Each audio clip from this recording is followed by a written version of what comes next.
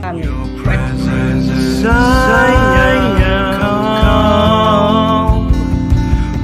Wait for the kingdom come. In His name I find. In His name I find. In His name I find the peace I seek. In His name I find. In His name I find. In His name I find the joy I seek.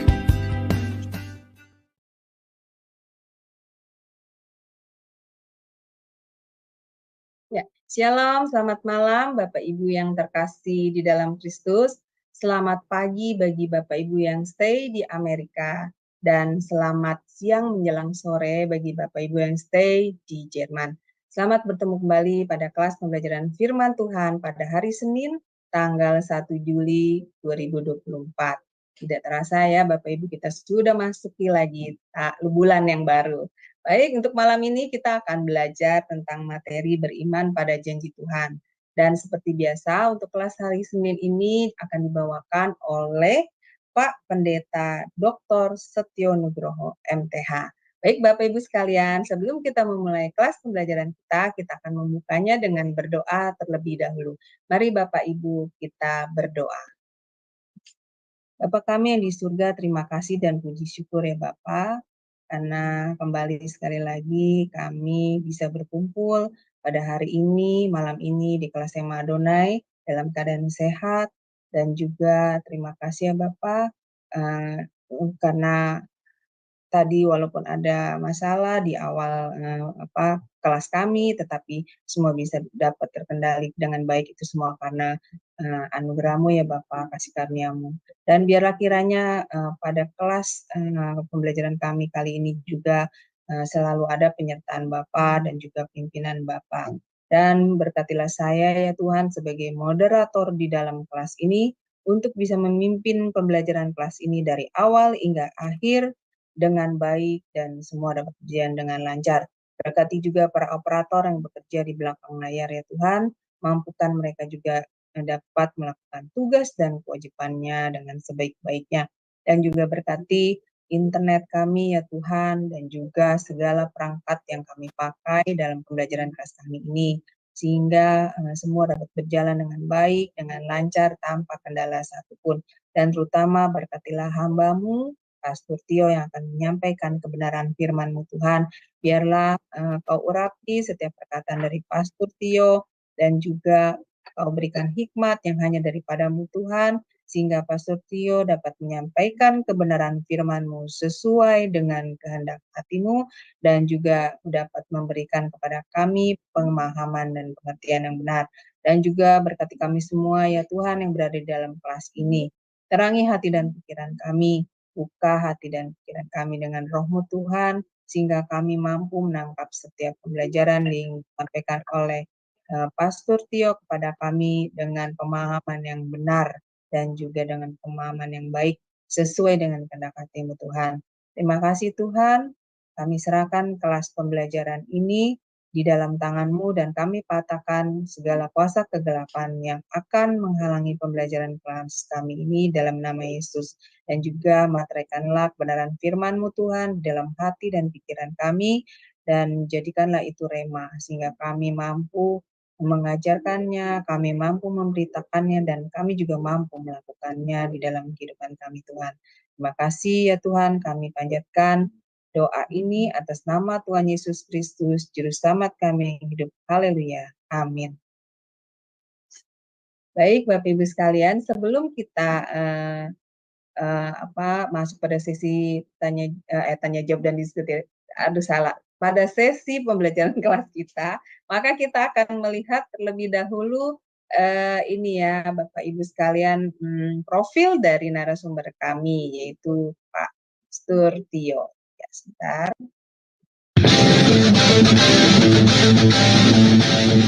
Salam, kembali lagi di Ema Adonai.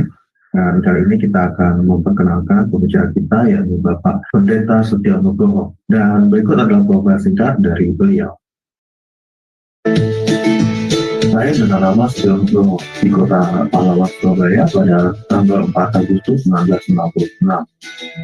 Riwayat pendidikan: Strata 1, Sarjana Teologi Sekolah Tinggi Teologi Baptis Indonesia, Semarang. Strata 2, Magister Teologi STT Baptis Bandung. Strata 3, Doktor Teologi Institut Kristen Borneo. Hipnoterapis PhD. Superman. Behavior Culture ABC. Pengalaman: Wakil Ketua 1 Bidang Akademik STT Baptis Bandung dari mulai tahun 2013 sampai tahun 2015. Gembala Sidang Gereja Baptis Indonesia Iman Bogor sampai sekarang. Karya tulis: buku Khotbah Transformatif, Peran Roh Kudus dalam Khotbah yang Mengubah Hidup. Dari Zoom, Sema Adonai terus menyuarakan pengajaran firman Tuhan yang membangun iman. Para narasumber pengajar di Zoom Sema Adonai sangat kompeten dan profesional. Kami mengundang Anda bergabung bersama kami di Zoom Sema Adonai. Ya, baik Bapak Ibu sekalian, tadi adalah profil dari narasumber kami, yaitu Pastor Setio. Baik, sebelum kita masuk pada pembelajaran, maka saya akan menyapa terlebih dahulu narasumber kami. Shalom, selamat malam Pastor Setio. Ya, selamat malam Bu Aling dan juga teman-teman sekalian. Apa kabarnya? Hari ini merupakan hari yang selalu baik untuk kita semua. Kita sudah beribadah kemarin, kita memulai hari Senin ini selama seminggu ke depan dengan penuh syukur kepada Tuhan. Amin. Iya, dan juga semoga dari Senin ini kita tetap semangat ya, Pastor, untuk memulai hari yang di hari Senin ini. Baik, Pastor, saya akan mempersilakan kepada Pastor waktu dan tempat untuk memberikan kami pengajaran hari ini. Silakan, Pastor. Baik, teman-teman sekalian, kita kembali berjumpa di pelajaran kehidupan yang diambil dari kitab Yosua, dan kita tiba di Yosua pasal 18 sampai dengan pasal 21. Jadi pasal 18 sampai dengan pasal 21. Ada 4 pasal yang kita pelajari, 18, 19, 20, 21. Topik kita adalah beriman pada janji Tuhan. Nah, ketika muncul topik ini, tema ini, maka saya teringat kepada lagu lama, hymn, yang ditulis oleh Kelso Carter tahun 1886. Judulnya adalah Standing on the Promises, ku berdiri pada janji penebus. Kalau di Gereja Baptis, itu adalah nyanyian pujian nomor 223. Saya akan cuplik ayat 2 saja yang sangat menarik bagi kita semua. Ku berdiri atas janji yang teguh, walau topan bimbang ragu berderu. Firman Allah sumber kemenanganku, yakin akan janji penebus. Ku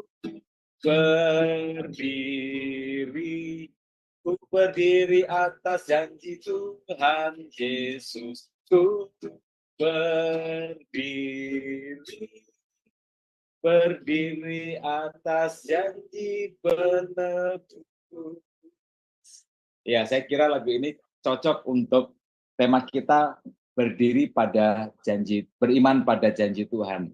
Nah, teman-teman sekalian, seperti yang pernah saya katakan, bahwa iblis tidak akan menggelar karpet merah untuk bangsa Israel berjalan memasuki tanah perjanjian, begitu juga dengan kita, dengan orang percaya. Menurut Herbert Lockyer, dalam bukunya, terdapat lebih dari 8.000 janji Tuhan. Nah, tetapi untuk memiliki janji Tuhan, seperti lagu tadi, kita harus berdiri teguh walau topan bimbang ragu menderu. Firman Allah adalah sumber dari kemenangan kita. Maka kita harus yakin akan janji Sang Penebus. Nah, baik, sekarang mari kita mulai perjalanan kita untuk topik beriman pada janji Tuhan. Mari kita melihat kepada pasal 18 dan pasal 19. Tentu saja nasnya kita tidak membaca karena itu akan menjadi sebuah pembacaan yang amat panjang. Nah, teman-teman sekalian, Tuhan memberitahu Yosua di pasal yang ke-13 yang lalu bahwa masih ada suku-suku yang belum mengambil alih tanah Kanaan. Dan di pasal 18 ini, ketika bangsa Israel berkemah di Silo, pada saat mereka berkumpul di kemah pertemuan, Yosua kemudian menegur ketujuh suku oleh karena mereka enggan untuk mengambil tanah yang menjadi milik pusaka mereka. 7 suku itu adalah Bani Benyamin, Bani Simeon, Bani Zebulon, Bani Isakar, Bani Aser, Bani Naftali, dan Bani Dan. Di ayat 3 dan ayat yang keempat, Yosua ketika menegur mereka berkata seperti ini, berapa lama lagi kamu bermalas-malas sehingga tidak pergi menduduki negeri yang telah diberikan kepadamu oleh Tuhan, Allah nenek moyangmu? Ajukanlah 3 orang dari tiap-tiap suku, maka aku akan menyuruh mereka supaya mereka bersiap untuk menjelajahi negeri itu, mencatat keadaannya, sekedar milik pusaka masing-masing, kemudian kembali kepadaku. Nah, teman-teman sekalian, Yosua mengirim tim untuk memetakan tanah yang tersisa untuk nantinya dibagikan kepada 7 suku yang belum mengambil alih tanah yang menjadi milik pusaka mereka. Nah, apa yang bisa kita pelajari dari peristiwa ini?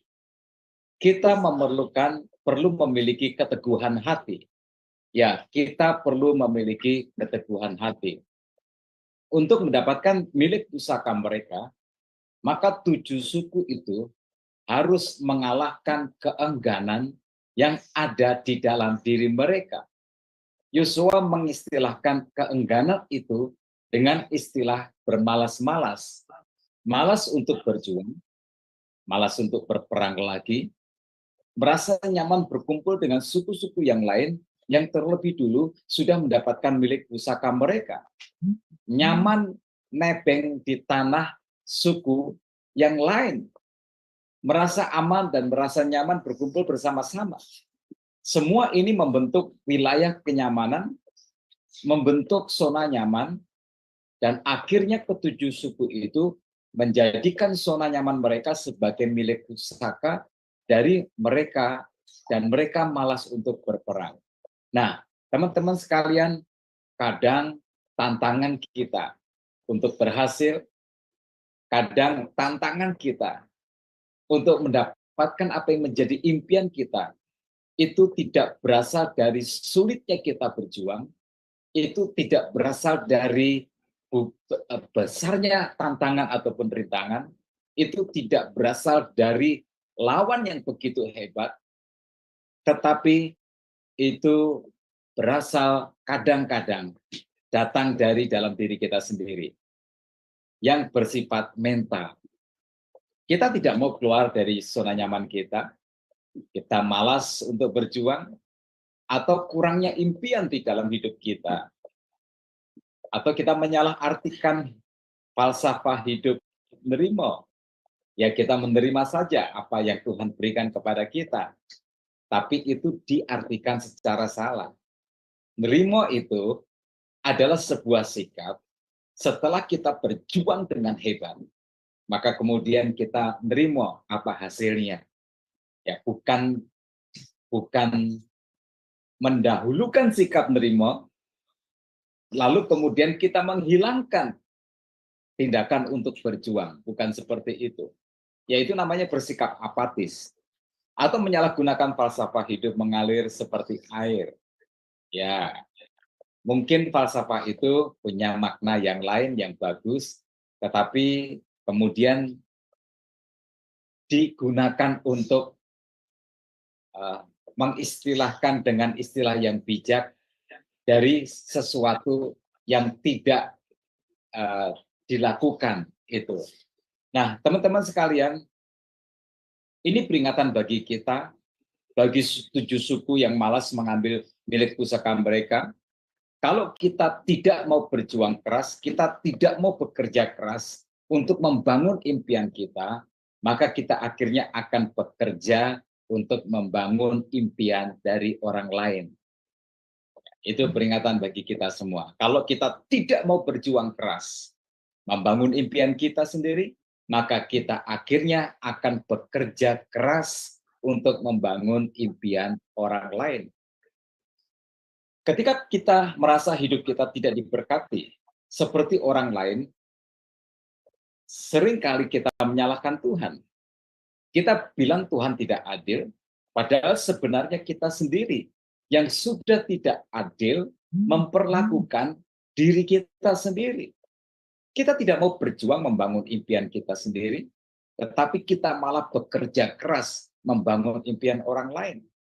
Coba tanyakan kepada orang-orang yang bekerja keras dari pagi hingga malam hari di perusahaan-perusahaan yang bukan miliknya, yang menjadi milik dari orang lain, menjadi pegawainya orang, tetapi tidak mau bersikap yang sama, berwirausaha, bekerja keras dari pagi hingga malam untuk membangun sebuah usaha yang menjadi miliknya sendiri.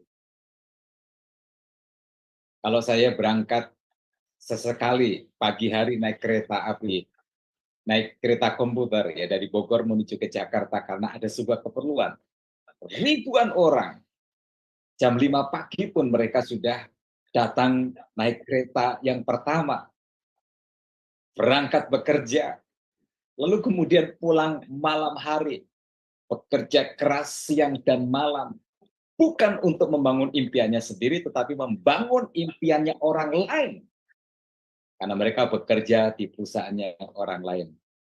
Nah, teman-teman sekalian, kita seringkali menuduh Tuhan tidak adil membagi-bagikan rezekinya kepada manusia.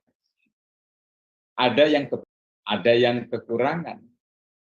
Padahal masalahnya bukan di Tuhan, masalahnya di manusia itu sendiri. Saya pernah bikin status seperti ini di Facebook saya, tapi itu hanya bercanda saja.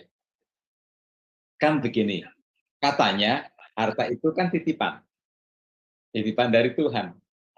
Ya memang, harta itu titipan. Sewaktu Tuhan mengambilnya, Tuhan bisa melakukan itu. Nah, saya statusnya berbunyi seperti ini. Harta hanyalah titipan semata. Jika kamu kelebihan harta, maka ada harta orang lain yang salah dititipkan.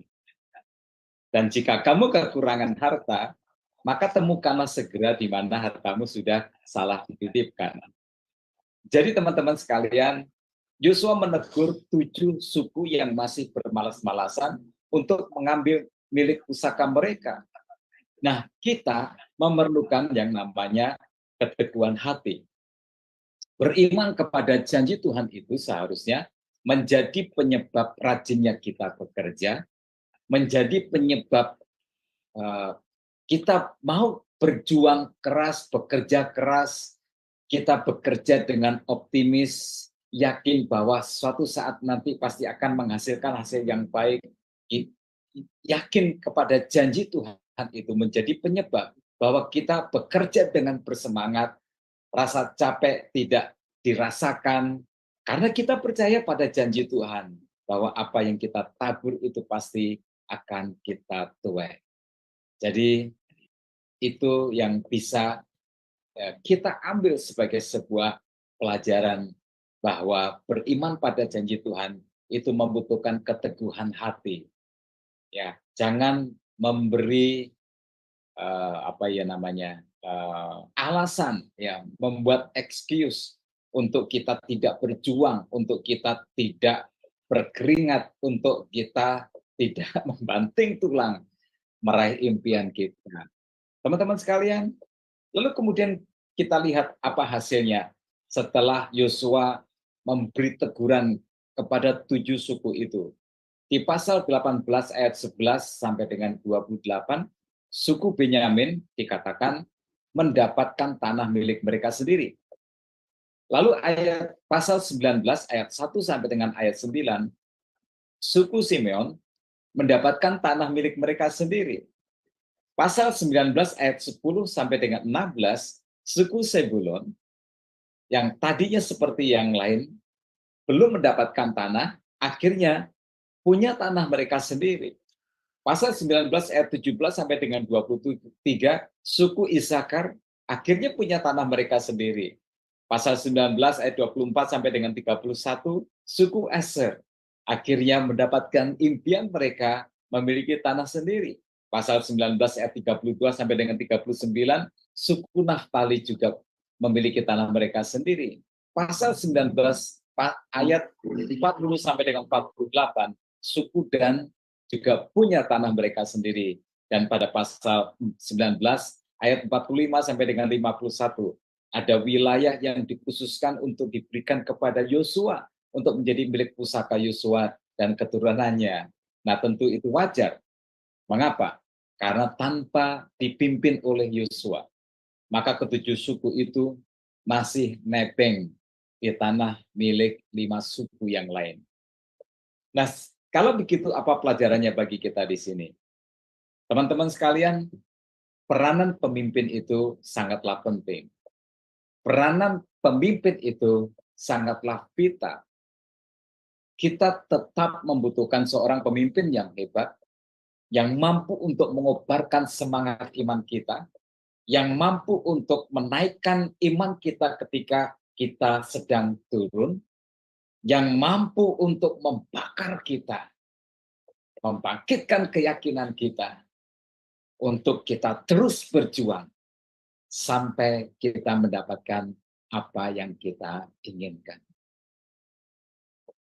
Ada pepatah yang mengatakan begini, siapa Anda 5 tahun ke depan, itu ditentukan oleh siapa teman Anda dan buku apa yang Anda baca. Ya, siapa Anda 5 tahun ke depan, itu ditentukan oleh siapa teman Anda dan buku apa yang Anda baca. Nah, teman-teman sekalian, kalau kita bertemannya dengan teman tipikal pemimpin, maka kita akan terdorong untuk maju di dalam hidup ini. Kita akan terdorong memiliki semangat juang. Kita tidak akan mudah untuk menyerah. Tapi kalau kita punya teman-teman yang menjadi circle kita yang dekat itu pemalas, orang-orang yang nggak punya impian, orang-orang yang sibuk menganggur daripada sibuk untuk berjuang bekerja, orang-orang yang mendahulukan istirahat sebelum bekerja, orang-orang yang santai, yang hidupnya mengalir seperti air, membungkusnya dengan label-label rohani, dengan istilah-istilah rohani. Orang-orang toksik seperti ini akan menyeret kita dari level kita turun ke bawah, supaya kita menemani mereka di bawah. Jadi penting untuk kita memiliki teman yang tepat dan juga membaca buku yang tepat. Nah, jadi bangsa Israel beruntung punya Yosua sebagai pemimpin mereka. Tidak henti-hentinya Yosua menyemangati bangsanya sendiri, membangkitkan iman mereka, adil sebagai seorang pemimpin, dan membangkitkan iman bangsanya untuk mendapatkan impian mereka. Nah, teman-teman sekalian, ingat ini, di balik setiap sukses kita, pasti ada peranan dari para pemimpin. Oleh sebab itu, carilah pemimpin yang seperti Yosua. Carilah mentor dengan kualifikasi seperti Yosua. Karena keberhasilan kita itu juga sangat dibantu oleh siapa yang kita jadikan sebagai pemimpin atau siapa yang kita jadikan sebagai mentor, sebagai motivator di dalam kehidupan ini. Itu pasal 18 dan pasal yang ke-19. Sekarang mari kita menuju pasal yang ke-20. Dalam pasal 20, kita melihat bahwa Allah memerintahkan Yosua untuk mendirikan kota-kota perlindungan. Maksudnya apa? Kita melihat dulu latar belakangnya secara singkat. Nah, teman-teman sekalian, setelah peristiwa air bah pada zaman Nuh, maka Tuhan menetapkan aturan dasar kepada Nuh bahwa siapapun yang menumpahkan darah orang lain secara kejam, maka dia harus membayar kejahatannya dengan darahnya sendiri. Di Kejadian pasal 9 ayat yang ke-6 dikatakan, siapa yang menumpahkan darah manusia, darahnya akan tertumpah oleh manusia. Sebab Allah membuat manusia itu menurut gambarnya sendiri. Jadi Tuhan menetapkan sebuah hukum kehidupan. Bahwa apa yang kita tabur itu akan kita tuai. Mereka yang membunuh sesamanya secara tidak adil, secara kejam, dengan sengaja, maka dia akan terbunuh sama seperti dia membunuh orang lain oleh manusia. Nah, tetapi Tuhan tidak menyamaratakan semua kasus. Sebab ada pembunuhan yang memang direncanakan, disengaja. Tetapi juga ada pembunuhan yang tidak disengaja, yang sama sekali tidak direncanakan. Jika kematian tidak direncanakan atau tidak disengaja, maka si pembunuh bisa mencari perlindungan di tempat suci pada waktu itu di tabernakel. Secara fisik, mereka akan berpegang pada altar sebagai tempat aman, sebagai tempat perlindungan. Di dalam Keluaran pasal 21 ayat 12 sampai dengan 14 sebagai latar belakang tentang kota perlindungan ini dikatakan, siapa yang memukul seseorang sehingga mati, pastilah ia dihukum mati. Tetapi jika pembunuhan itu tidak disengaja, melainkan tangannya ditentukan Allah melakukan itu, maka aku akan menunjukkan bagimu suatu tempat kemana ia dapat lari. Tetapi apabila seseorang berlaku angkara terhadap sesamanya hingga membunuhnya dengan tipu daya, maka engkau harus mengambil orang itu dari mezbahku supaya ia mati dibunuh.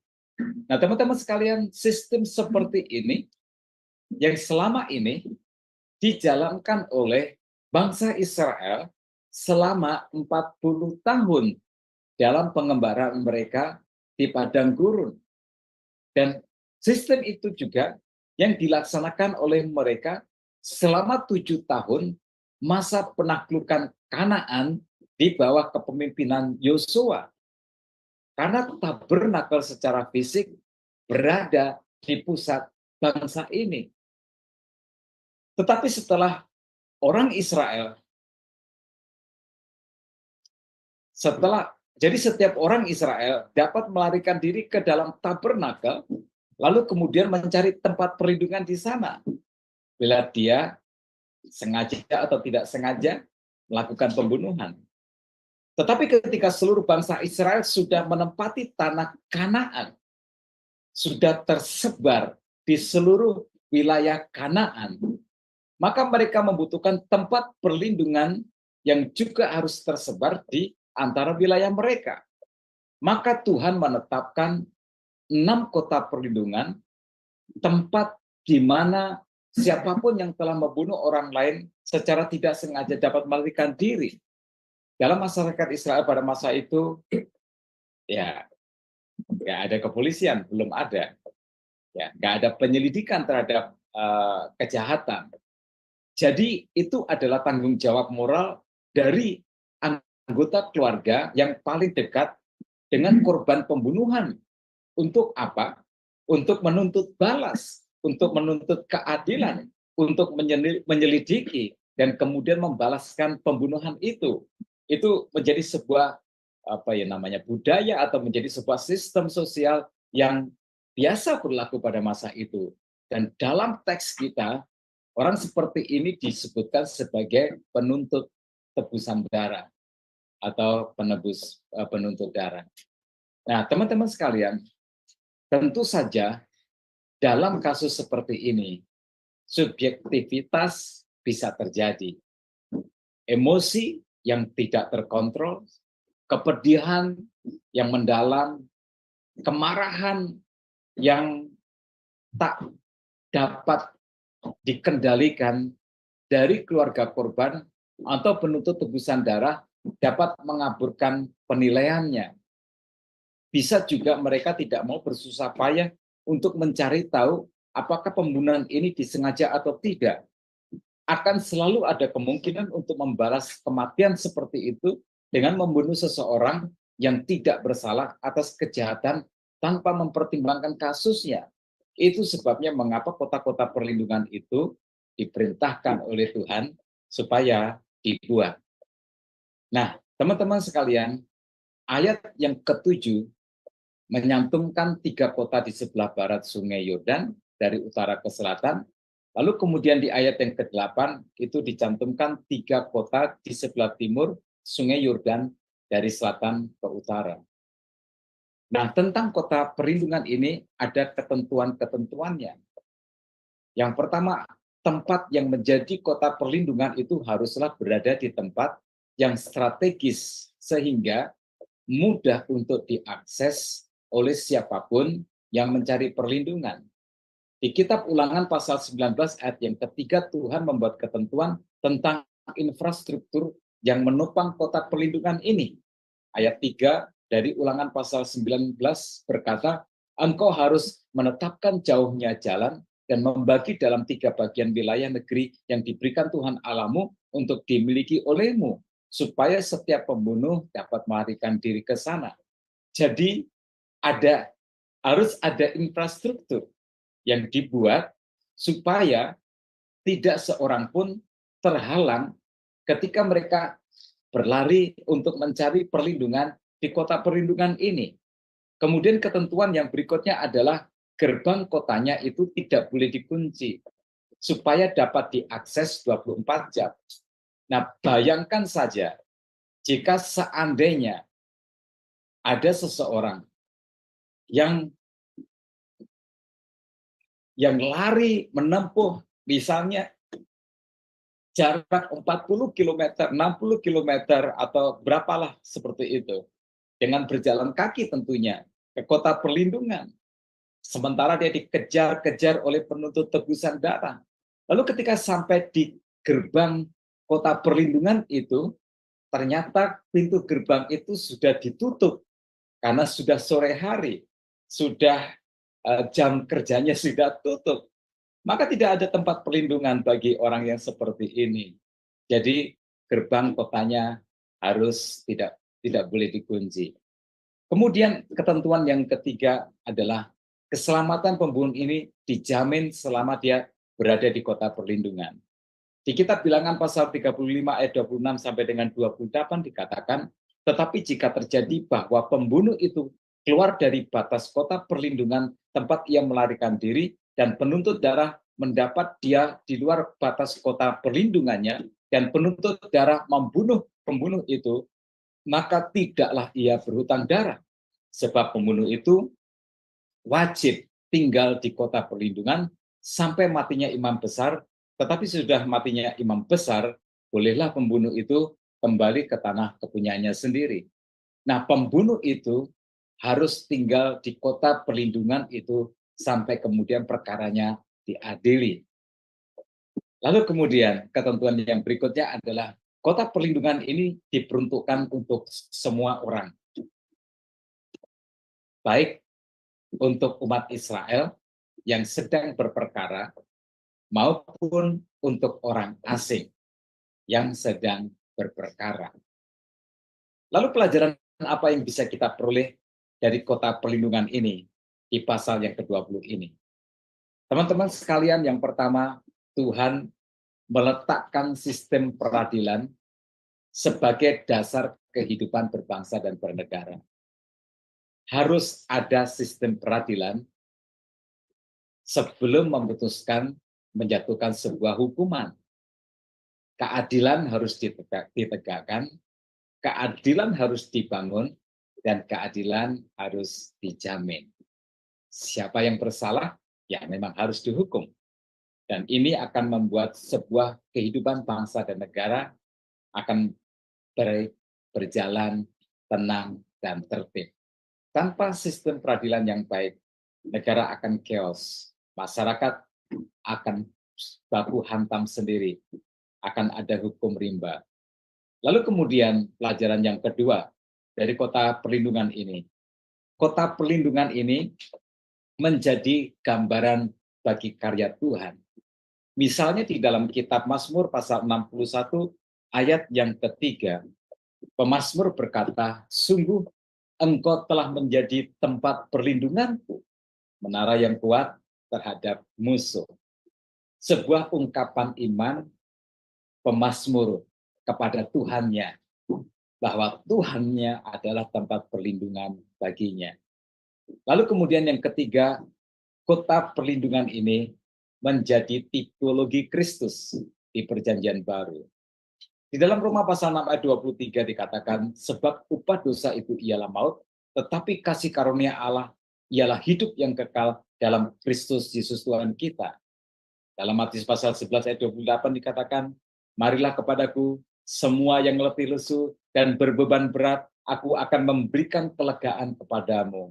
Dan di dalam Kisah Para Rasul pasal 4 ayat 12 dikatakan, dan keselamatan tidak ada di dalam siapapun juga selain di dalam Dia, sebab di bawah kolong langit ini tidak ada nama lain yang diberikan kepada manusia yang olehnya kita dapat diselamatkan.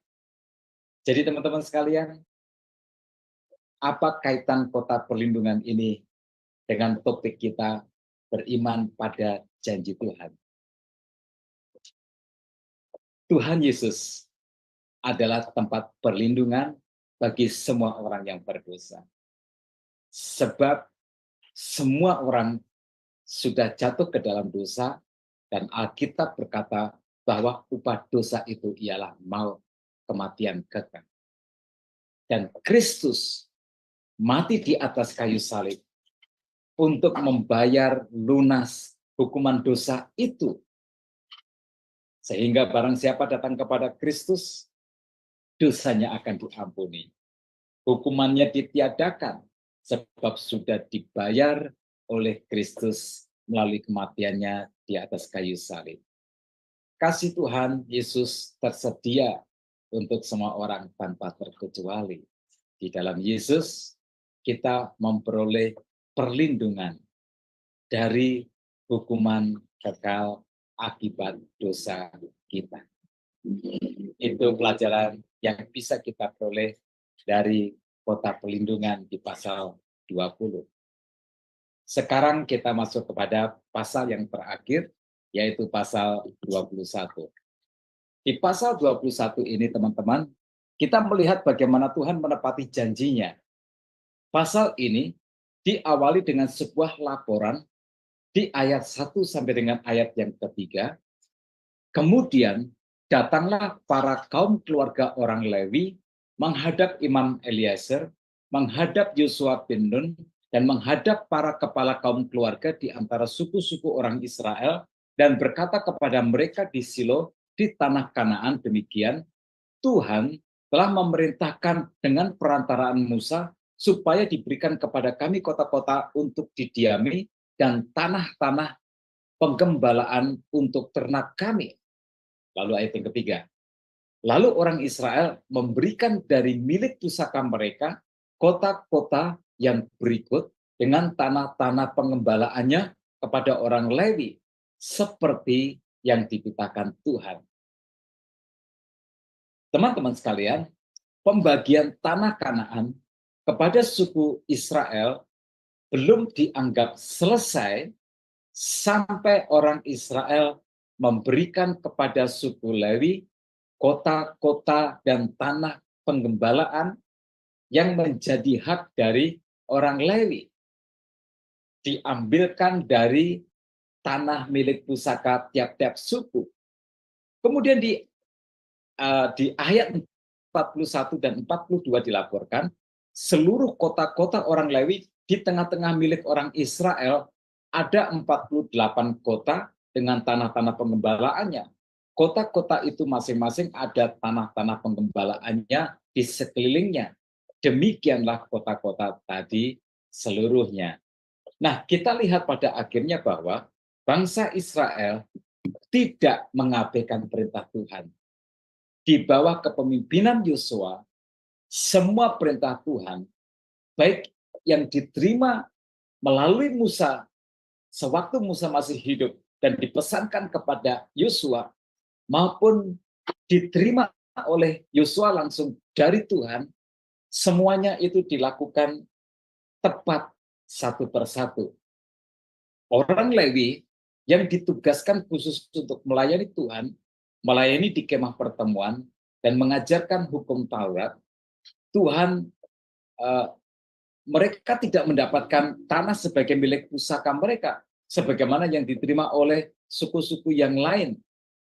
Sebagai gantinya, maka Tuhan memerintahkan supaya setiap suku harus memberikan kota dan harus memberikan tanah penggembalaan untuk suku Lewi ini. Ya, teman-teman sekalian, setelah semua pembagian tanah itu tuntas dilaksanakan, lalu ayat 44 dan 45 dari Yosua pasal 21 menutup pasal ini dengan pernyataan yang indah.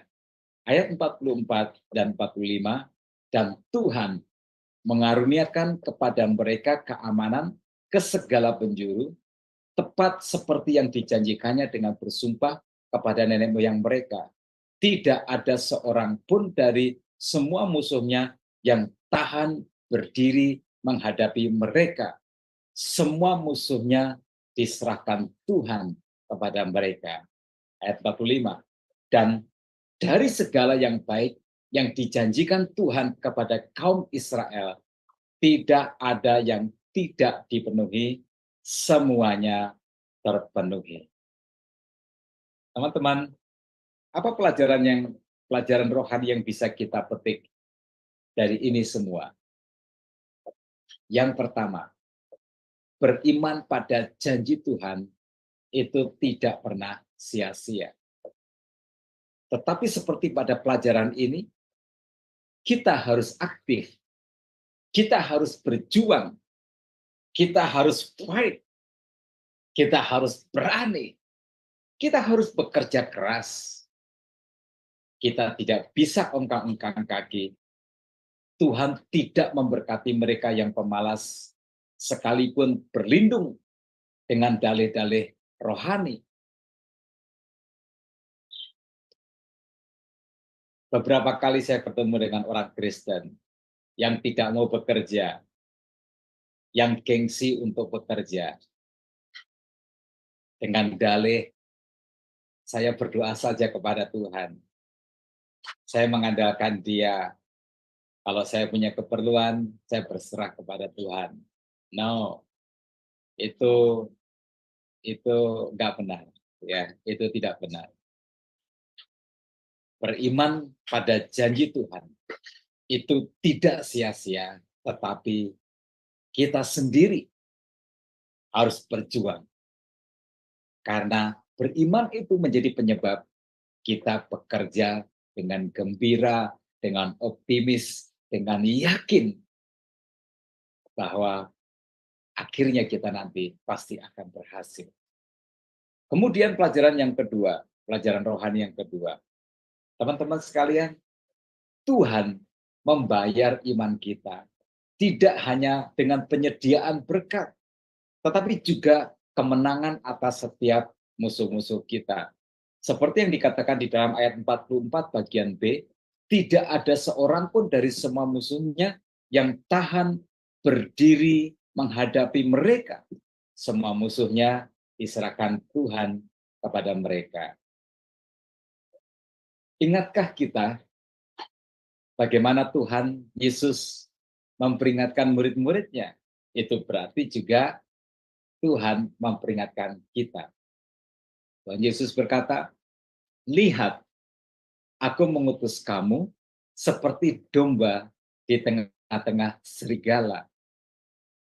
Teman-teman, kita hidup di dunia yang memang berbahaya.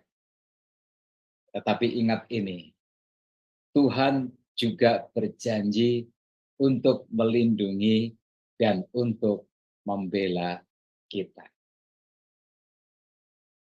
Hari kemarin, hari Minggu, saya berkhotbah di sebuah gereja di Jonggol. Setelah selesai berkhotbah, saya diajak makan bersama-sama oleh Bapak Gembala dan oleh jemaat, majelis pemimpin gereja.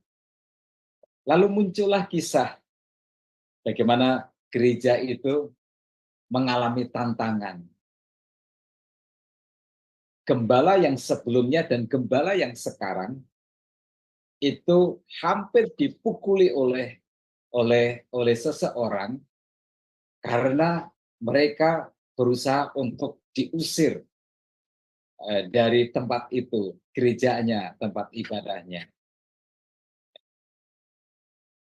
Pada waktu merayakan Natal, sudah diperingatkan untuk jangan banyak-banyak mengundang orang. Ya maksimum itu 80 karena mereka beribadah di daerah perumahan.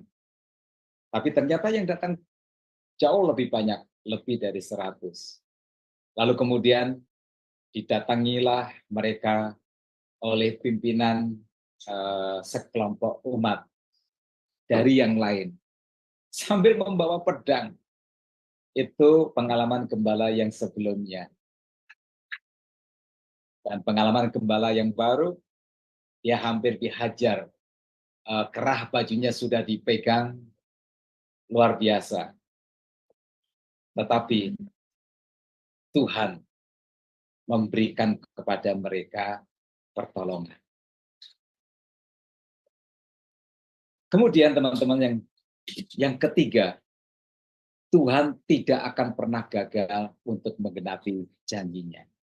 Seperti yang dikatakan di dalam ayat penutup, ayat yang ke-45, dari segala yang baik yang dijanjikan Tuhan kepada kaum Israel, tidak ada yang tidak dipenuhi. Semuanya terpenuhi. Haleluya. Haleluya. Teman-teman, jangan dalam hidup ini kita memandang kesulitan. Kalau kita memandang kesulitan, maka kecillah imanmu. Pandanglah Tuhan. Sebesar apapun masalahmu, maka itu akan menjadi kecil di hadapan Tuhan. Tuhan tidak pernah gagal untuk menggenapi janjinya. Saya mendapat cerita dari adik kelas saya. Dia pergi ke Serang, merintis gereja, dan di sana sudah diklaim bahwa nggak boleh ada gereja. Itu adalah kota santri. Dan gereja yang dia rintis itu sudah 10 kali ditutup dengan paksa tentunya. Masa berdatangan pemimpin-pemimpin dari sekelompok umat yang lain memberikan ancaman-ancaman. Bahkan keluarganya diikuti. Tapi dia tidak pernah menyerah. Dia terus berjuang. Dia berdoa dan dia bekerja. Dia tidak pernah gentar. Semakin dia diancam, semakin dia bekerja dengan keras. Lalu apa yang terjadi? Baru-baru ini dia bercerita bahwa dia mendapatkan selembar izin dari wali kota bahwa tempatnya itu menjadi tempat ibadah, tempat gereja. Walau untuk sementara, tapi setidaknya itu adalah sebuah pengakuan. Teman-teman, Tuhan tidak akan pernah gagal untuk menggenapi janjinya. Ini yang saya mau katakan untuk kita semua. Jangan memandang keadaan, tapi pandanglah kepada Tuhan. Tuhan yang Maha Besar. Kalau kita memandang keadaan, mungkin kita akan melihat betapa besarnya masalah kita. Ini yang saya mau kutip dari sebuah kutipan untuk kita semua. Jika Tuhan mengizinkanmu menghadapi Goliat, itu karena Tuhan melihat Daud di dalam diri. Tuhan tidak akan pernah gagal untuk menggenapi janjinya. Terus beriman kepada Tuhan, terus beriman kepada janji Tuhan. Sebab Tuhan baik, dan kasih setianya tak pernah berkesudahan, dan Tuhan akan membawa kita untuk menikmati segala berkat yang Tuhan sediakan untuk kita. Amin. Saya kembalikan kepada Ibu Alim. Iya, baik. Terima kasih, Pastor Setio. Luar biasa ya, Pak. Pemaparan materi malam ini, yaitu bagaimana kita beriman pada janji Tuhan. Baik, Bapak Ibu sekalian, sebelum kita masuk pada sesi tanya jawab dan diskusi, saya terlebih dahulu akan membacakan acara-acara Sema Adonai ke depannya ya, Bapak Ibu. Ya, baik, sudah nampak di layar ya. Baik Bapak Ibu, dimulai dengan besok Selasa, tanggal 2 Juli 2024, di jam 21:10 waktu Indonesia Barat, di Sema Adonai akan kembali ada kelas pembelajaran firman. Dan kali ini temanya adalah dampak kesucian Allah. Dan yang menjadi narasumbernya seperti biasa adalah Pastor Juniarson Ginting SEMM dan moderatornya adalah Pak Sam Siagian. Selanjutnya, di hari Rabu, tanggal 3 Juli 2024, di jam 21:10 waktu Indonesia Barat, di Sema Adonai akan kembali ada kelas pembelajaran firman lagi. Dan kali ini temanya adalah kenali ikatan pribadi dan generasi. Dan yang menjadi sumbernya setiap hari Rabu, di kelas hari Rabu adalah Ibu Pendeta Dr. Suryani Watimena MTH dan moderatornya adalah Ibu Christine. Selanjutnya, ini adalah renungan pagi Sema Adonai ya Bapak Ibu. Diadakan setiap hari mulai dari hari Senin sampai dengan Sabtu. Dimulai dari jam 5:30 pagi dan dilayani oleh hamba-hamba Tuhan yang sangat memberkati. Jadi Bapak Ibu sekalian, untuk renungan pagi Sema Adonai, kemudian untuk renungan pagi dari Bapak Gembala kami sendiri, yaitu Pak Pendeta Daniel Palungan, yang diadakan setiap hari Jumat 1 kali dalam seminggu, dan juga ibadah online Sema Adonai hanya dapat Bapak Ibu ikuti lewat channel C Firman saja. Jadi tidak di-live-kan lewat channel-channel lain. Oleh karena itu Bapak Ibu, bagi yang belum mensubscribe channel baru kami yaitu channel C Firman, tolong subscribe channel YouTube baru kami. Sehingga Bapak Ibu bisa mengikuti keseluruhan acara-acara Sema Adonai lewat channel C Firman. Dan juga tolong bantu share ya Bapak Ibu kepada yang lain, sehingga juga semakin banyak orang yang bisa mengikuti keseluruhan acara-acara Sema Adonai lewat channel C Firman. Dengan begitu, Bapak Ibu telah membantu channel kami, channel C Firman, untuk menjadi semakin berkembang dan menjadi berkat lagi bagi banyak orang. Terima kasih Bapak Ibu atas perhatiannya. Sekarang kita akan masuk pada sesi tanya jawab dan diskusi ya Bapak Ibu, tetapi bagi yang ingin sharing juga boleh ya, Pastor Setio, ya, atau yang ingin tanya jawab atau diskusi, silakan raise hand terlebih dahulu ya, mengenai materi malam ini ya Bapak Ibu. Jadi sehingga operator bisa membuka mute dari Bapak Ibu sekalian. Iya, baik Pastor, sekarang kita akan membahas ya Pak Pastor tentang pelajaran hari ini. Di sini kan dikatakan beriman pada janji Tuhan. Nah, Pastor membukanya dengan bagaimana kita perlu memiliki keteguhan hati ya Pastor. Karena di sini kan dikatakan di pasal 18 dan 19, kadang tantangan untuk berhasil bukan berasal dari sulitnya keadaan, tetapi datang dari dalam diri kita sendiri. Ini artinya Pastor kalau dalam pengaplikasiannya nih males ya Pastor. Sifat pemalas itu tidak Pastor. Jadi misalnya mau merencanakan apa atau segala sesuatu, ya karena kemalasan kita ya, benar tidak Pastor? Pengaplikasiannya ini seperti ini dari kisah kan di sini kan diceritakan bahwa bagaimana suku-suku bangsa yang dibawa pimpinan dari Yosua ini kan ada yang berhasil mendapatkan tanah Kanaannya, tanah apa bagian warisannya, ada yang tidak. Nah, ini kalau pengaplikasiannya ini menceritakan tentang orang yang pemalas ya, Pastor. Tidak punya keteguhan hati itu sama juga orang yang pemalas, bener nggak, Pastor? Seperti itu. Maksudnya mentalnya mental tempe gitu ya, Pastornya. Tidak mau Ya, berjuang gitu. Iya, gimana? Ya, silakan Pastor. itu baik, betul sekali Bu Aling. Jadi eh, banyak orang, eh, entah sebanyak apa ya, tentu tidak semua. Itu ada orang-orang yang diistilahkan oleh Yosua itu bermalas-malas ya. Sementara yang lain berhasil, sementara yang lain berjuang, sementara yang lain bertempur, sementara yang lain berani mengambil risiko, sementara yang lain siap berdarah-darah. Untuk apa? Untuk mendapatkan impian mereka. Dan mereka berhasil. Tapi ketujuh suku itu, selama dalam proses itu kan mereka berkumpul bersama-sama dengan suku yang lain. Nah, mungkin mereka nyaman, merasa sudah cukup, merasa apa ya namanya?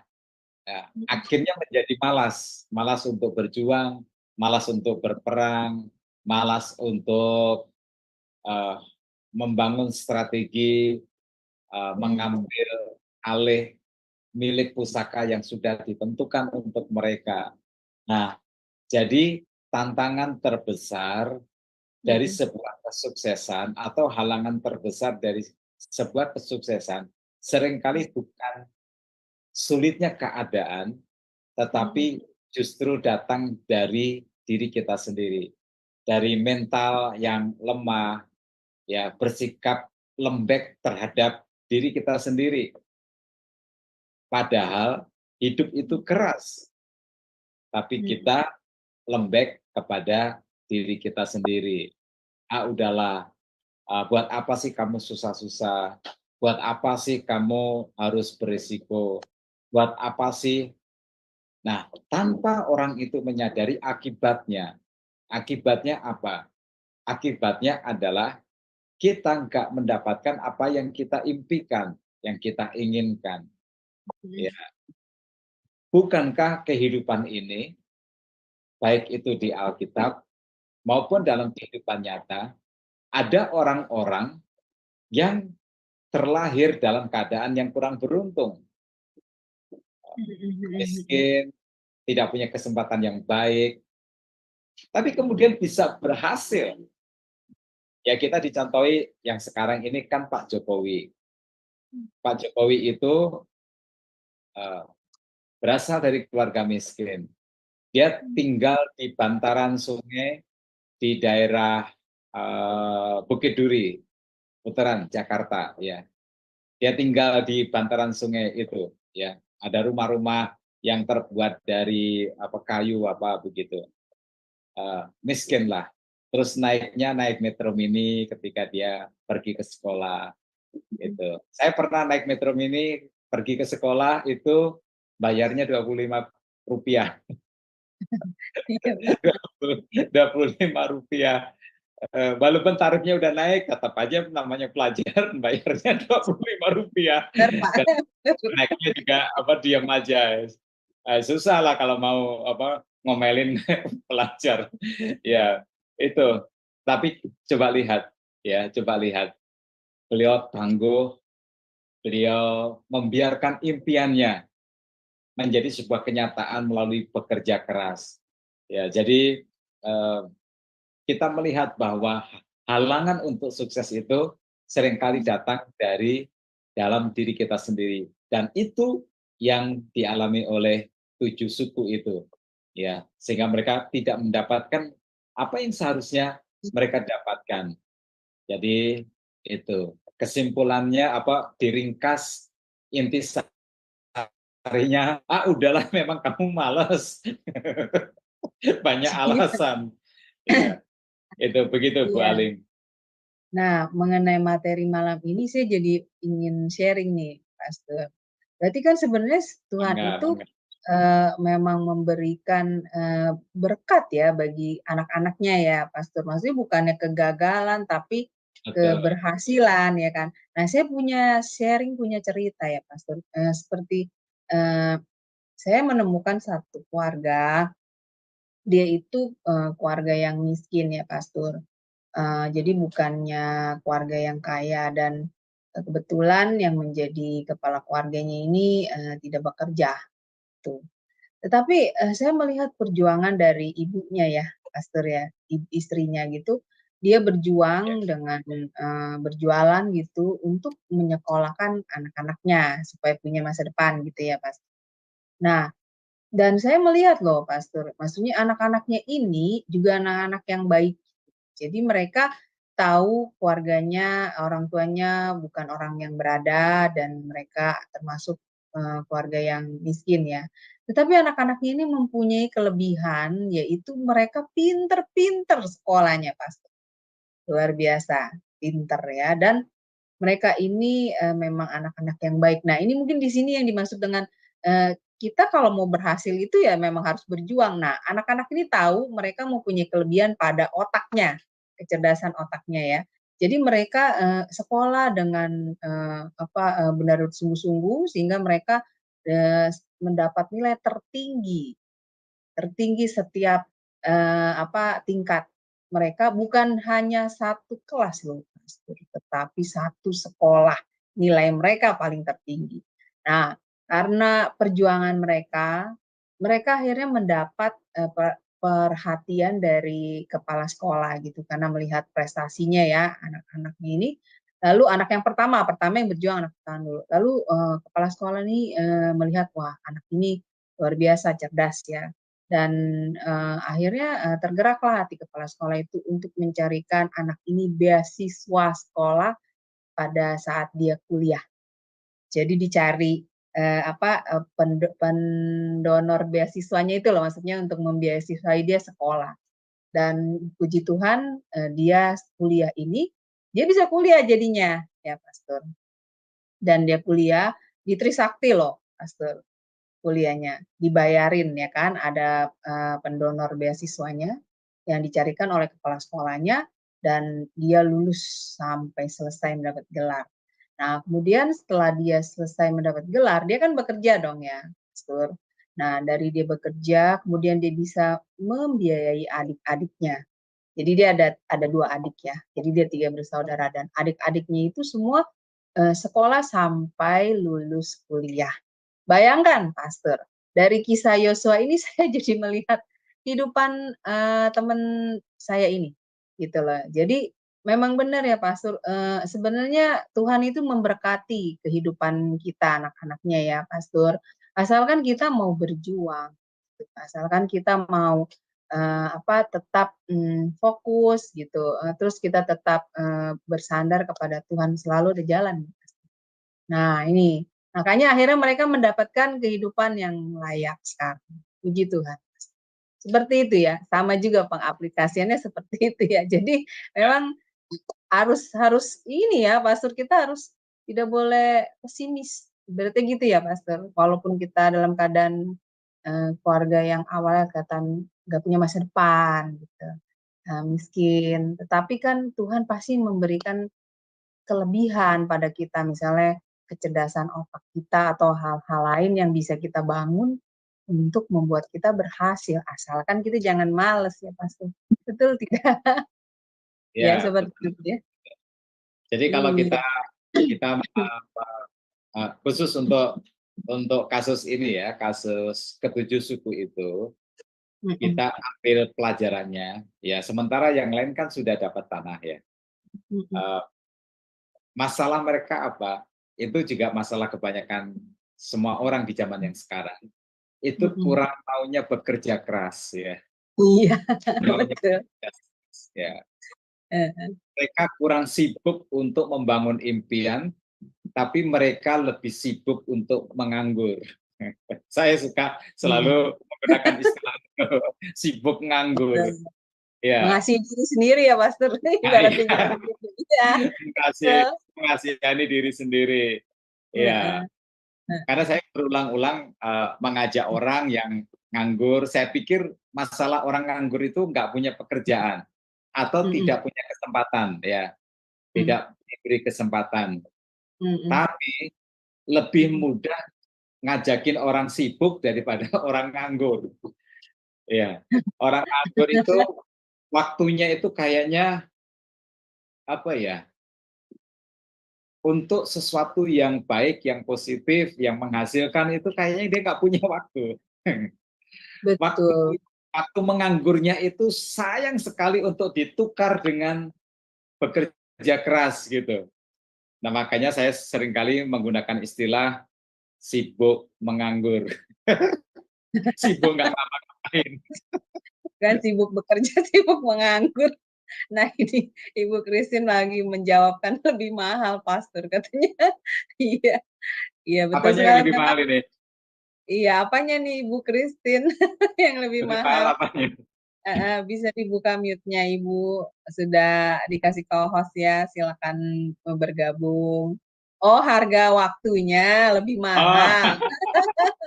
Iya, iya betul betul. Di harga ya. waktunya lebih mahal, betul. Dipakai untuk bekerja ya daripada dipakai untuk harga waktunya lebih mahal dipakai untuk bekerja, Pastor. Maksudnya begitu ya. Betul memang. Ya. Ya, jadi sebenarnya Pastor, ya silakan Pastor. Jadi saya ingat ungkapan ini ya, peribahasa ini ya. Kalau kita tidak mau bekerja keras membangun impian kita sendiri, kita akhirnya bekerja keras untuk membangun impiannya orang. Ya, itu yang banyak terjadi ya, yang banyak terjadi. Banyak orang yang bekerja dari pagi hingga malam, digaji pas-pasan, dimakan transportasi, sisanya dibawa pulang untuk makan minum sekedarnya, udah kayak gitu. Tapi dia mau melakukan itu, ya. Untuk apa? Untuk bekerja di perusahaan miliknya orang lain. Nah, ketika dia berwirausaha misalnya, dari pagi hingga malam, nggak mau dia melakukan itu. Nggak boleh dengan tekun ya. Keras Pastor amat belum dengan mesti tekun. cari uangnya. Loh, itu kan kamu bekerja keras dari pagi hingga malam, itu kan untuk membangun impianmu sendiri. Kok malah kamu nggak mau ya gitu. Nah, ya dunia ini penuh dengan kelucuan. Ya, penuh. Mungkin karena menjadi bos atas diri sendiri kali ya, Pastor. Jadi nggak ada undang-undang, nggak ada aturan ya. Jadi semau gua ada jadinya. Mungkin begitu ya, Pastor. Jadinya jatuhnya begitu, seperti itu. Ya, Benar tidak? betul, betul. Karena ya itu dia bukan tipikal bos ya. Dia bukan tipikal bos ya. Jadi dia harus punya bos dan mengabdi kepada seorang bos, barulah dia bisa memakai hidupnya dari pagi hingga malam dan merasa diri berarti karena hal itu. Nah itu apa namanya, kita perlulah untuk memikirkan apa yang sudah saya jalani selama ini dalam hidup ini, ya itu. Iya. Jadi memang kadang ada orang yang begitu ya, Pastor. Maksudnya ketika dia kerja sama orang, dia maksudnya dia ini orang yang tipenya harus ada aturan, harus ada atasan, harus ada yang begitu kan, Pastor ya. Jadi harus ada apa namanya keterikatan waktu. Jadi sehingga dia ya memang harus bekerja dengan orang lain, karena kalau ketika dia bekerja sendiri, usaha sendiri, nah dia itu akan semaunya gitu. Kan ada juga yang orang seperti itu ya. Padahal harusnya kan jangan seperti itu ya, sama lah dia harusnya bersikap ketika dia bekerja dengan orang lain, malah kalau dia berusaha sendiri dia harusnya 2 kali lipat lebih bagus lagi dari ketika dia bekerja dengan orang lain, harusnya seperti itu ya, Pastor, betul tidak? Iya.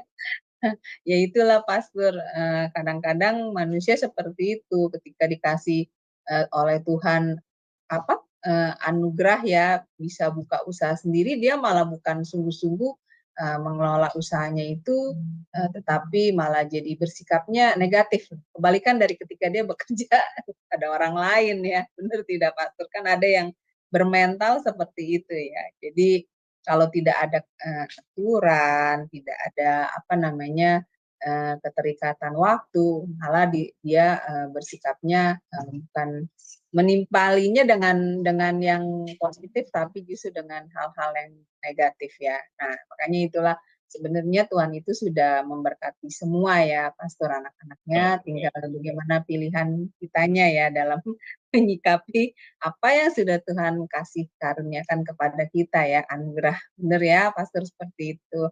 Baik, apa namanya, kecerdasan, maksudnya apa yang kita punya gitu dari diri kita tuh sebenarnya Tuhan sudah memberikan semua karunia-karunia, tinggal kita mengelolanya bagaimana ya Pastor. Betul tidak seperti itu? Iya. Iya, Nah, iya. Nah, Pastor, ini mengenai peranan pemimpin sangat penting. Tadi Pastor ada membahas tentang bahwa ini mengenai pergaulan ya, kalau diaplikasikannya kita bergaul itu jangan dengan orang yang salah ya, seperti itu ya Pastor. Kalau di materi tadi kan Pastor mengatakan bahwa Yosua adalah pemimpin yang hebat, ya kan. Nah, kalau dalam aplikasi kehidupan kita, Pastor, ini ya Pastor, kita memilih teman ya, pergaulan kita ya, seperti iya, itu ya iya, Pastor. betul. Jadi kan gini, 7 suku itu kok nggak gerak-gerak untuk mengambil tanah milik pusaka mereka ya. Eh, Sementara yang lain kan sudah dapat, gitu. Maka Yosua menegur, ya ambil, kamu jangan malas. Tuhan itu sudah memberkati kita. Ya, Iya. Tuhan sudah menyerahkan tanah itu ke kamu. Ayo, gitu. Kasih aku masing-masing 3 orang. Nanti aku suruh mereka untuk memetakan keadaan. Lalu kemudian mereka pulang membawa laporan semuanya. Mungkin itu semacam mata-mata lah, memberikan gambaran. Lalu kemudian mulai mereka bergerak. Jadi akhirnya mereka mendapatkan 7 suku itu akhirnya punya tanah. Nah, Oh. itu kan peranan dari kepemimpinan Yosua. Ya, saat 7 suku itu melemah, dia kobarkan semangat, dia dorong, dia pimpin, kayak gitu. Dan akhirnya, nah ini dari sudut 7 suku ya, akhirnya mereka berhasil. Ya karena ada pemimpin Yosua. Nah, dalam hidup ini sangat baik kalau kita berteman dengan teman-teman yang modelnya model pemimpin. Mereka akan mendorong kita, mereka akan menginspirasi kita, mereka akan mengingatkan kita saat kita melemah, mereka akan apa ya namanya, mereka akan gebrak kita supaya kita bangkit, kita maju, kita saat kita down, saat kita mengasihani diri sendiri, mereka akan apa ya namanya, yaitu tadi digebrak, didorong, diingatkan, dimotivasi, ditantang untuk kita maju. Nah, yang seringkali menjadi problem ya, saya juga merasakan ya, ada orang-orang yang masuk ke lingkaran terdekat saya bukan tipe pemimpin ya, bukan tipe pemimpin. Ketika saya memberitahu kepada mereka, saya kan sekarang ini mengajar S2 di sebuah STT ya dengan mata kuliah teologi religionum. Ketika saya kasih tahu mereka bahwa saya mengajar dari tanggal sekian sampai tanggal sekian, itu wajahnya tampak kecewa ya, tampak kecewa. Berarti nggak bisa jalan-jalan, nggak bisa apa namanya shopping, nggak bisa pergi ke mall, nggak bisa.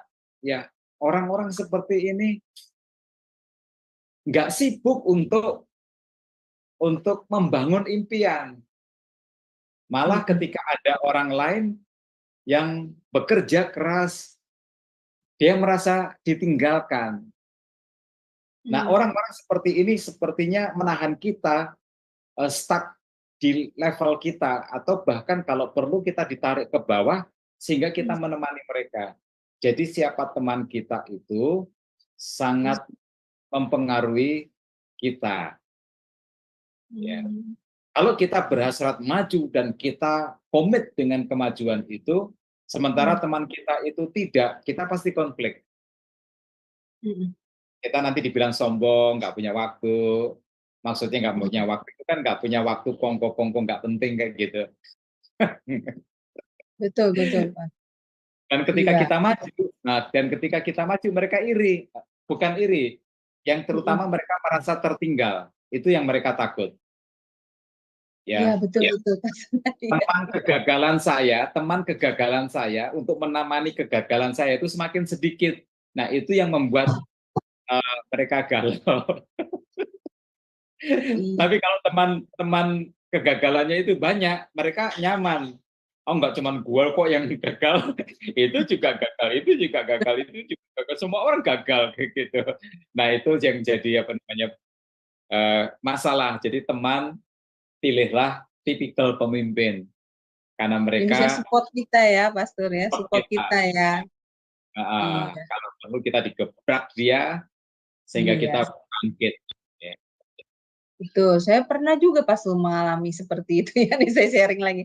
Jadi ya ada, saya juga punya teman yang seperti itu. Jadi ketika saya misalnya mempunyai ide mau usaha apa gitu misalnya, mereka karena memang tidak pernah punya jiwa usaha gitu ya, berusaha, maksudnya jiwa untuk wira swasta gitu. Jadi ketika saya membicarakan ide saya ini, ya mereka bukan mensupport tapi malah jangan ntar begini terus gitu. Jadi mental saya jadi membuat mental saya down gitu loh, Pak Pastor. Jadi saya berpikir, lah kok ini bukannya mensupport saya, malah membuat saya mempunyai bayangan masa depan yang oh jangan ntar begitu, usaha begitu mah begitu gitu, Pastor ya. Saya juga pernah mengalami menghadapi teman yang juga bersikap seperti itu. Memang benar, Pastor.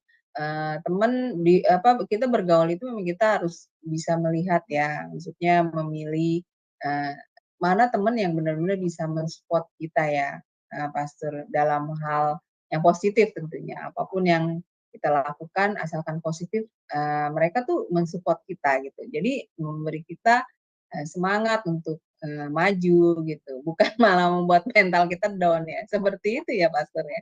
Dan nggak salah ya, Pastor, kalau misalnya sikap saya ini terhadap teman seperti itu ya lebih baik saya tinggalkan gitu. Apa bagaimana, Pastor? Teman-teman seperti itu. Bijaknya itu bagaimana ya? Ya, kita itu sebenarnya tidak sengaja-sengajanya meninggalkan ya. Sama lah, kalau kita punya teman kita itu berjuang keras untuk sukses, akhirnya kan dia sibuk, sehingga intensitas pertemuan kita dengan dia menjadi berkurang karena dia sibuk. Jadi kita meninggalkan mereka itu tidak dengan sengaja-sengajanya kita jahat gitu, tetapi karena kita memang berfokus kepada bekerja, berfokus kepada usaha, berfokus kepada membangun impian, mengisi hidup dengan hal-hal bermanfaat daripada membangun diri juga ya, Pastor, membangun diri ya. Ya, silakan, Pastor. Ya, jadi kalau kita diomong oleh mereka, oh sekarang lu sombong lu, gitu. Ukuran sombong itu apa? Karena kamu nggak pernah ngumpul-ngumpul. Lah, itu. Ya, apa ya namanya? Ketika kita semakin sibuk, maka kita biasanya akan disalahpahami oleh teman-teman yang tidak sibuk, ya itu. bilang sombong, Pastor. Sombong Betul. sekali, sibuk terus. Padahal yang dilakukan oleh kita itu kan positif, Pastor. Tapi kenapa tidak disupport gitu ya oleh teman-teman kita gitu. Nah, sikap kita itu menghadapinya itu bijaknya bagaimana, Pastor, terhadap sikap-sikap teman kita yang seperti itu? Baiknya itu bagaimana? Iya. Kalau kita dituduh gitu, Pastor, sombong kamu sekarang nggak bisa berkumpul dengan kita gitu. Nah, padahal kan kita melakukan hal yang benar gitu, bukan hal yang karena kita sedang membangun diri kita gitu, Pastor. Kayak contohnya saya deh sekarang. Saya kan sekarang sibuk pelayanan, terus sibuk sekolah ya kan di SSOBC.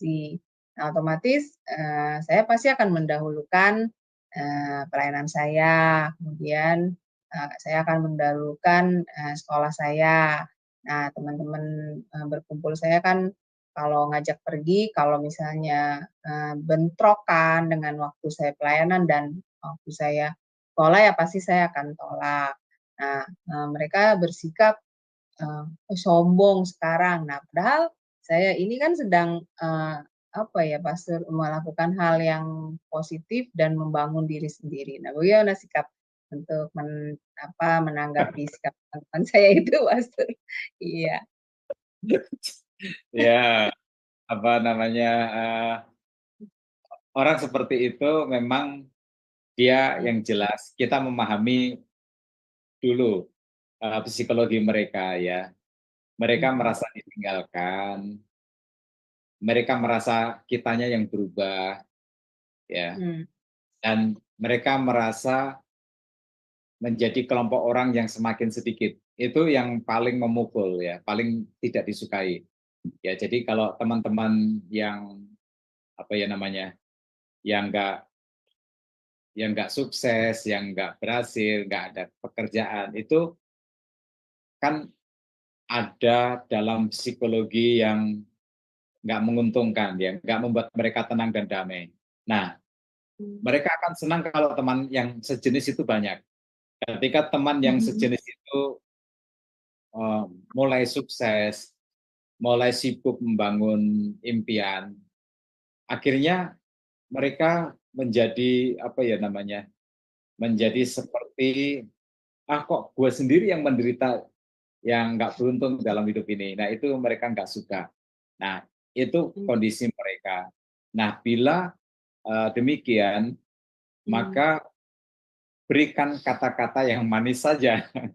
Jangan kata-kata yang yang berargumentasi. Ada orang yang bisa kita bangkitkan motivasi hidupnya, tapi ada orang yang enggak.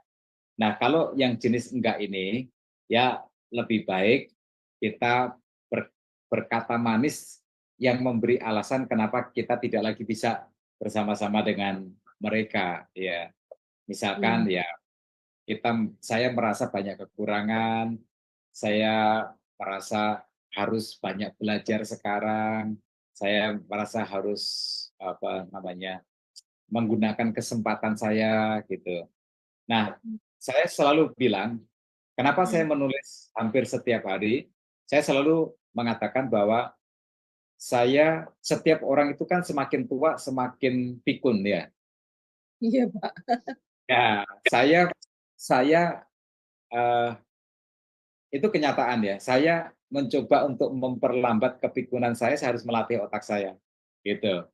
Dan itu sebabnya mengapa saya menulis, itu sebabnya mengapa saya membaca setiap hari, gitu. Saya sedang memperlambat kepikunan, gitu. Karena saya merasa semakin tua semakin pelupa, nggak seperti zaman dulu. Nah, alasan-alasan yang seperti ini kan alasan yang nggak terlalu menyakiti hati mereka ya, nggak terlalu menyakiti hati mereka ya. Dibanding dengan kita memberi alasan yang menunjukkan diri kita itu ingin maju, itu alasan yang membuat mereka makin yakin bahwa kita itu sombong. Iya ya, Pastor. Iya, iya. Iya. Betul, betul.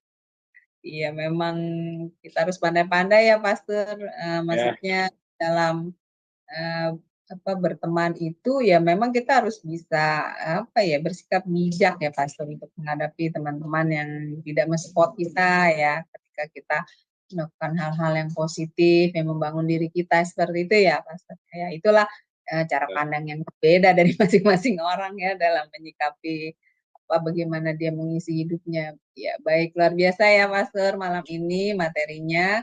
Baik, coba kita hubungi Ibu Heni. Apakah Ibu Heni ada ingin bertanya atau menambahkan, Ibu? Silakan, Ibu Heni, untuk materi. Halo, shalom. Shalom. Bisa dengar suara saya ya? Kalau Ya, level bisa. Bu Heni menambahkan, jangan Saya bertanya. enggak. Saya senang sekali tadi Pastor menguraikan itu, luar biasa. Saya bilang, wah, memang betul ya. Makanya dulu Pastor, saya senang sekali dekat sama orang-orang pinter, orang-orang yang rajin, orang-orang yang bisa memberikan dampak yang baik dalam hidup saya, Pastor. Itu saya pilih-pilih dulu, Pastor. Kan saya di sini ada teman-teman ya. Tapi beda, Pastor, kesukaannya. Kalau saya lagi mau terus mengkaji firman ya. Terus sampai saya dibilang, lu mau jadi pendeta aja lu. Iya benar Bu. Iya benar Bu. Saya juga Saya mendapat padahal bukan mau jadi pendeta. Saya pikir ya ampun, saya kan kalau mau mendengarkan, mau firman Tuhan berkata kan harus renungkan firman setiap hari, harus belajar firman Tuhan setiap hari. Nah, saya senang tuh Pastor kalau umpamanya waktu saya belajar, saya menemukan sesuatu yang baru. Saya kayaknya dapat sesuatu, seneng banget gitu loh Pastor. Jadi saya mengerjakan ini ya untuk kepentingan saya sendiri ya Pastor, ya, untuk memperkaya pengetahuan saya di dalam kebenaran firman. Nah, terus saya mulai memilih Pastor. Saya udah mulai kalau diajak pergi bareng-bareng gitu. Enggak, saya ada alasan yang lain Pastor. Terus dulu saya kan open house Pastor, tiap kali weekend. Saya yang masakin, saya yang belanjain, saya yang cuci piring. Mereka udah kayak restoran, Pastor, udah sana duduk, saya yang kerjain gitu. Udah makan nanti, saya bikin lagi goreng pisang, saya bikin lagi ongol-ongol. Pokoknya dessert itu saya bikinin lagi. Nanti sampai malam mereka pulang gitu kan. Ketawa ketiwi gitu, Pastor, yang dibicarakan hal-hal bintang film, terus hal-hal dunia, kasih pikir gitu kan. Tapi satu hal saya dengar khotbah dibilang gini, apakah itu membahagiakan kamu? Apakah itu yang kamu cari gitu kan? Kamu kayaknya habisin waktu ke sana, bela-belain gitu loh, ngerjain sesuatu buat orang lain gitu kan, gitu. Tapi buat kamu sendiri, apakah itu benefitnya ada nggak gitu? Mulai sadar Pastor, iya juga ya. Jadi aku yang tadinya mestinya bisa aku lebih memperkaya diriku melalui belajar firman, lebih dengerin khotbah, lebih lebih tekun belajar gitu, malah iya akhirnya saya mulai pinter Pastor, nggak dimusuhin Pastor, tapi tetap ada komunikasi, tapi ya saya sudah pilihnya yang lain Pastor, udah mulai terjun belajar lebih intens ya untuk belajar kebenaran firman gitu. Ya mesti kerjain PR juga waktu sekolah ya, mesti baca buku-buku mengenai sejarah-sejarah gereja, mesti baca buku-buku pahlawan-pahlawan iman, itu kan banyak sekali tugasnya Pastor kan. Jadi saya mulai mengurangi itu.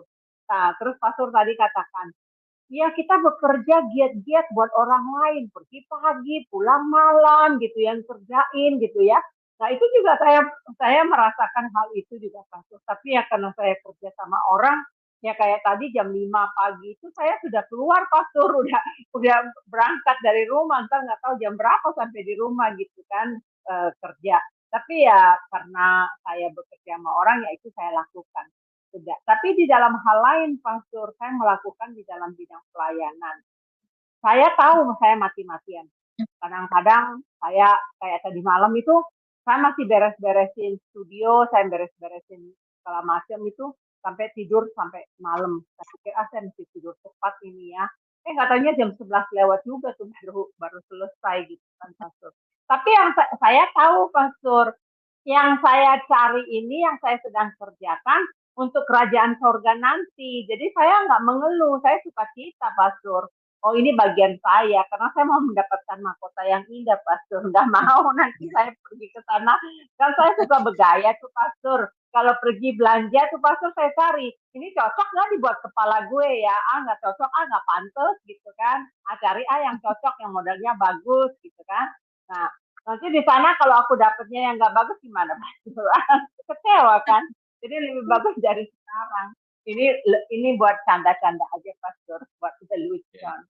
Tapi terima kasih Pastor, pengajarannya luar biasa. Rajin pangkal hidup ya Pastor ya. Benar nggak Pastor? Rajin pangkal hidup ya. Kalau orang malas nggak usah makan Pastor ya. Jadi iman kita ada. Terima kasih Pastor. Saya kembalikan Pastor. Iya, terima kasih Bu Heni untuk partisipasinya baik, tanpa terasa ya, udah pukul 22:42 ya, Pastor ya. Baik, kita akan tutup kelas kita, Pastor bisa closing statement untuk materi malam ini dan pimpin doa bagi kami semua. Silakan, Pastor. Baik. Jadi teman-teman sekalian, beriman pada janji Tuhan itu tidak akan pernah sia-sia. Tuhan akan membayar iman kita, tidak hanya dengan keberhasilan, penyediaan Tuhan, berkat-berkat Tuhan, tapi juga pembelaan Tuhan. Manakala kita harus menghadapi konflik, salah paham, atau perlakuan tidak adil dari orang kepada kita. Ya. Kemudian ingat ya, Tuhan itu tidak akan pernah gagal untuk menggenapi janjinya. Jadi percaya saja, dan percaya kita kepada Tuhan harus menjadi penyebab rajinnya kita bekerja, sebab di dalam bekerja kita percaya kita akan menuai hasilnya. Mari kita berdoa. Bapa Surgawi, terima kasih Tuhan, kami bersyukur beriman pada janji Tuhan itu tidak akan pernah sia-sia. Justru ketika kami beriman pada janji Tuhan, maka itu menjadi penyebab bagi kami untuk bekerja dengan keras, tapi dengan penuh sukacita. Tidak menganggap bekerja keras sebagai sebuah kelelahan, karena yang kami dapat tidak hanya rasa capek, tetapi yang kami dapat, Tuhan akan menggenapi semua yang Tuhan janjikan. Kami akan memiliki apa yang Tuhan janjikan di dalam kehidupan kami.